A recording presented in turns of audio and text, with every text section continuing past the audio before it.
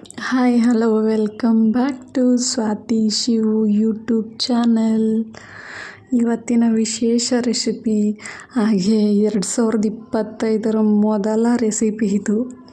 ಸೀಸನಲ್ಲಿ ಸಿಗುವಂತಹ ರೆಸಿಪಿ ಮಾವಿನಕಾಯಿಯ ಚಿತ್ರಾನ್ನ ಹೇಗೆ ಮಾಡೋದು ಅಂತ ಒಂದು ಸಾರಿ ಬನ್ನಿ ನೋಡೋಣ. ಹಾಗೆ ನೋಡಿ, ಮೊದಲಿಗೆ ಮಾವಿನಕಾಯಿನ ಈ ರೀತಿ ನೀರಿಗೆ ಹಾಕಿ ನೀಟಾಗಿ ತೊಳೆದು ಅದ್ರ ಮುಂದೆ ಇರುವಂಥದ್ದನ್ನ ಕಟ್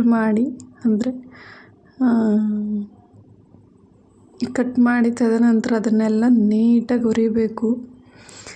ಸಿಪ್ಪೆ ಹಾಕೋದ್ರಿಂದ ಸ್ವಲ್ಪ ಕಹಿ ಬರುತ್ತೆ, ಅದಕ್ಕೋಸ್ಕರ ಈ ರೀತಿ ಸಿಪ್ಪೆ ಎಲ್ಲನೂ ತೆಗೆದು ಅದನ್ನು ಹಾಕಬೇಕು. ನೋಡಿ, ಈ ರೀತಿ ಎಲ್ಲ ನೀಟಾಗಿ ಸಿಪ್ಪೆನ ತೆಗೆದುಕೊಳ್ಳಿ. ಅಷ್ಟು ಚೆಂದ ಮಾಡಿ ಸಿಪ್ಪೆ ತೆಗೆದುಕೊಂಡ್ರೆ ಮಾವಿನಕಾಯಿ ಚಿತ್ರಾನ್ನ ಅಂತೂ ಸೂಪರಾಗಿರುತ್ತೆ. ಹಾಗೆ ನೋಡಿ, ಚಿಕ್ಕ ತುರೆ ಮಣೇಲಿ ತುರಿದ್ರೆ ಅದು ಸಿಗಲ್ಲ, ಒಂದು ಸ್ವಲ್ಪ ಸ್ಮ್ಯಾಶ್ ಆದ ರೀತಿ ಆಗುತ್ತೆ ಮಾವಿನಕಾಯಿ.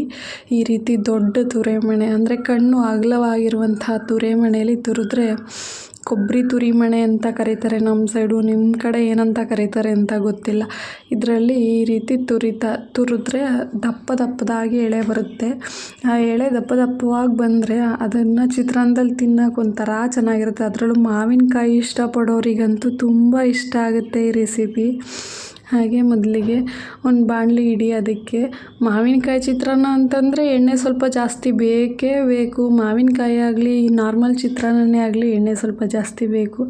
ಎಣ್ಣೆ ಬಿಟ್ಟಾದ ನಂತರ ಸ್ವಲ್ಪ ಕಡಲೆ ಬೀಜ ಇಲ್ಲ ಅಂದರೆ ಚಿತ್ರಾನ್ನ ಆಗೋದೇ ಇಲ್ಲ ಅನ್ನೋ ರೀತಿ ಆಗಿದೆ. ಅದರಲ್ಲೂ ಮಕ್ಕಳಿಗಂತೂ ಚಿತ್ರಾನ್ನದಲ್ಲಿ ಕಡಲೆ ಬೀಜ ಸಿಕ್ಕಿದ್ರೆ ಖುಷಿ.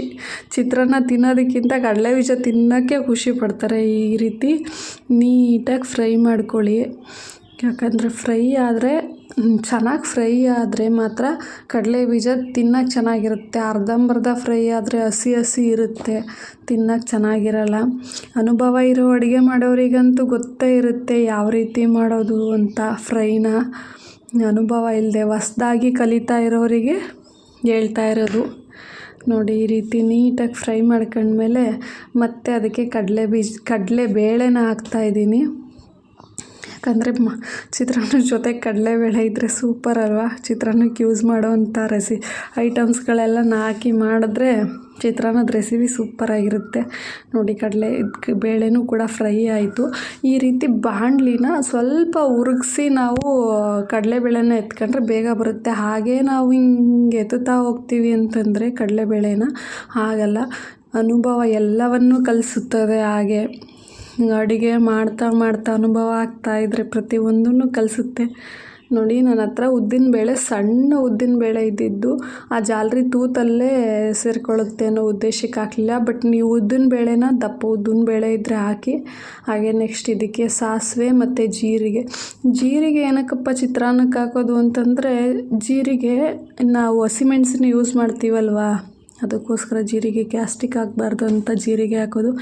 ನೆಕ್ಸ್ಟು ಖಾರಕ್ಕೆ ತಕ್ಕಷ್ಟು ಹಸಿರು ಮೆಣಸಿನ್ಕಾಯಿ, ನಾನು ಒಂದು 5 ಹಸಿರು ಮೆಣಸಿನ್ಕಾಯಿನ ಹಾಕಿದ್ದೀನಿ. ನೆಕ್ಸ್ಟ್ ಈರುಳ್ಳಿ, 4ರಿಂದ 5 ಈರುಳ್ಳಿನ ಕಟ್ ಮಾಡಿಕೊಂಡು ಸ್ಲೈಸಾಗಿ ಈ ರೀತಿ ಸೇರಿಸ್ಕೋಬೇಕು. ಈರುಳ್ಳಿ ಚಿತ್ರಾನ್ನ ಅಂದಮೇಲೆ ಈರುಳ್ಳಿ ಜಾಸ್ತಿ ಇರಲೇಬೇಕು. ಮೇಯ್ನ್ ಇಂಗ್ರೀಡಿಯೆಂಟ್ಸೇ ಈರುಳ್ಳಿ. ಇದಕ್ಕೆ ಈರುಳ್ಳಿ ಮಾವಿನಕಾಯಿ ಚಿತ್ರಾನ್ನದ ಜೊತೆಗೆ ಈರುಳ್ಳಿ ಹಾಕ್ಕೊಂಡು ಮಾಡ್ತಾಯಿದ್ರೆ ಸಖತ್ತಾಗಂತೂ ಇರುತ್ತೆ. ಒಂದು ಸರಿ ಟ್ರೈ ಮಾಡಿ, ನಾನು ಹೇಳಿದ ರೀತಿಯಲ್ಲಿ ಸಖತ್ತಾಗಿ ಬರುತ್ತೆ. ಈರುಳ್ಳಿನ ಇದೇ ರೀತಿ ಸ್ವಲ್ಪ ಫ್ರೈ ಮಾಡ್ಕೊಳ್ಳಿ, ಈರುಳ್ಳಿ ಫ್ರೈ ಆಗೋವರೆಗೂ. ನೆಕ್ಸ್ಟ್ ಈರುಳ್ಳಿ ಸ್ವಲ್ಪ ಫ್ರೈ ಆದಮೇಲೆ ಕರಿಬೇವಿನ ಸೊಪ್ಪು. ಏನಕ್ಕಪ್ಪ ಆಮೇಲೆ ಕರಿಬೇವಿನ ಸೊಪ್ಪು ಹಾಕ್ತಾಯಿದ್ದೀನಿ ಅಂದರೆ, ಇದು ಎಳೆ ಕರಿಬೇವಿನ ಸೊಪ್ಪು. ಹಾಗೆ ಡೈರೆಕ್ಟ್ ಎಣ್ಣೆಗೆ ಹಾಕಿದ್ರೆ ಸಿಡಿಯುತ್ತೆ ಅನ್ನೋ ಕಾರಣಕ್ಕೋಸ್ಕರ ಈರುಳ್ಳಿ ಹಾಕಿದ್ಮೇಲೆ ಹಾಕ್ತಾಯಿದ್ದೀನಿ. ಅದರಲ್ಲೂ ಫಸ್ಟು ಅಡುಗೆನ ಟ್ರೈ ಮಾಡ್ತಾ ಇರೋರಿಗಂತೂ ಈರುಳ್ಳಿ ಸಾಸಿವೆ ಸಿಡಿದ್ರೆ ಸಖತ್ತು ಭಯ ಆಗುತ್ತೆ. ಅವರು ಈ ಟ್ರಿಕ್ನ ಯೂಸ್ ಮಾಡ್ಬೋದು. ಹಾಗೆ ನೆಕ್ಸ್ಟ್ 1/4 ಚಮಚದಷ್ಟು ಅರಿಶಿನ ಪುಡಿ ಹಾಕಿ ಅದನ್ನು ಸ್ವಲ್ಪ ಹೊತ್ತು ಫ್ರೈ ಮಾಡಿ.